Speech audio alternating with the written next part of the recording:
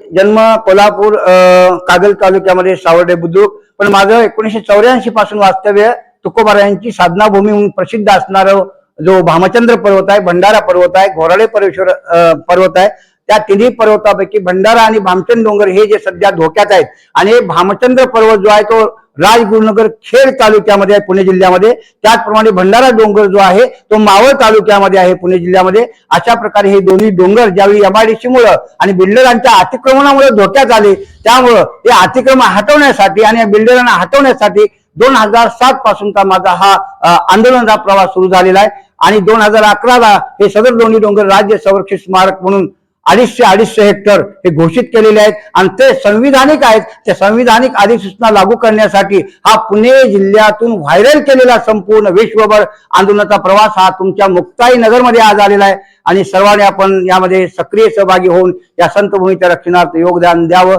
असं मी आपल्याला विनंती करतो।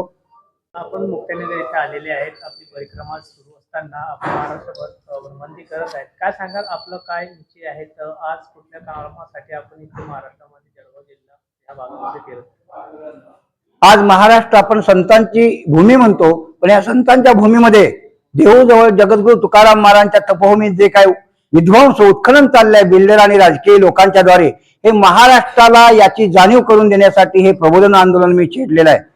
वास्तविक माझा जन्म कोल्हापूर जिल्ह्यामध्ये, पण जगद्गुरु तुकोबारायांच्या अभंगवाणीवरती प्रभावित होऊन मी बालपणी निश्चय केला की आपण तुकोबारायांच्या कृपा संपादन करण्यासाठी त्यांच्या साधनाभूमीत राहायचं आणि त्याप्रमाणे 84 सालापासून आज जवळजवळ 40 वर्ष मी तिथे आहे। पण 2007 पासून ज्यावेळी डोंगराला या बिल्डरांनी खाणी लावल्या आणि MIDC साठी काही जो भाग आहे डोंगराचा पायथा हा संपादित झाला आणि ते अतिक्रमण होते, मी सिद्ध केले। 1958चा पुरातत्वचा कायदा, त्याप्रमाणे पुरातत्वचं संविधान आहे, त्यानुसार हे डोंगर मी 2011ला राज्य संरक्षित स्मारक म्हणून महाराष्ट्र शासनाला घोषित करायला लावलं आणि घोषित होऊन सुद्धा आज जर तिथं बिल्डरांचं उत्खनन चालू असेल किंवा MIDC पायथा तोडत असेल आणि राज्यकर्त्यांच्या आशीर्वादाने हे चाललेलं असेल, तर या राज्यकर्त्यांचे जे काही कारनामे आहेत, संविधान जुमानायचं नाही, मानायचं नाही, हे सगळ्या कारनामे ह्या महाराष्ट्र शासनाचे राज्यकर्त्यांचे मी उघडे पाडल्याशिवाय या आंदोलनात राहणार नाही आणि तेवढ्यासाठी ही भूमी आबादित राहावी। ज्या भूमीतून यारे यारे लहान थोर याती भलती नारी नर करावा विचार नलगे चिंता कोणाची असा बहुजनानं संदेश दिला की तुकोबारायांची तपोभूमी पुढच्या पिढीला हा वारसा अभंग जसाच्या तसा देण्यासाठी मी हा अट्टाहास धरलेला आहे आणि माझ्याबरोबर हे सगळे सहकारी आहेत आणि आपणही सर्व पत्रकार आहेत। सर्वांचं मी आभार मानतो। माझ्या आज तुम्ही जी मुलाखत घेतात ती संपूर्ण महाराष्ट्राला मी संदेश देतो की संत भूमी ही आम्हीच ठेवू मुक्त आणि स्वतंत्र, घोर संघर्ष करून तोडू शत्रूचे षडयंत्र। आणि आणखी एक आवाहन करतो की या माझ्या ध्येयाप्रती जे समर्पित आहेत ते अमर आहेत। असा हा शेवटचा माझा चिंतनाचा भाग मी सांगितला। धन्यवाद। रामकृष्ण हरी। महाराज, आपला उद्देश काय नक्की?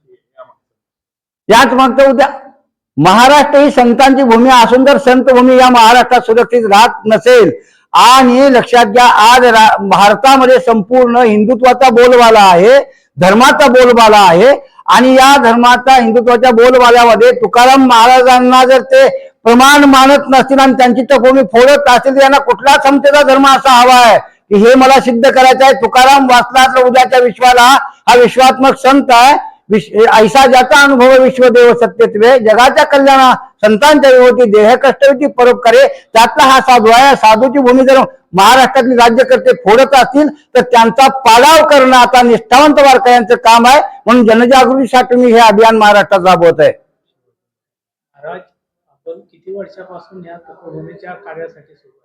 2007 पासून मी अविरतपणे अविश्रांतपणे हा लढा लढत आहे। त्याच्यामध्ये प्रथम डाऊ केमिकलची ज्या कंपनी होती महाराष्ट्र शासनाने आणलेली भंडारा भामचंद्र मध्यवर्ती, त्या कंपनीला आम्ही सांगून म्हणजे कंपनी नको इथं म्हणून सांगून सुद्धा शासनाने ऐकलं नाही।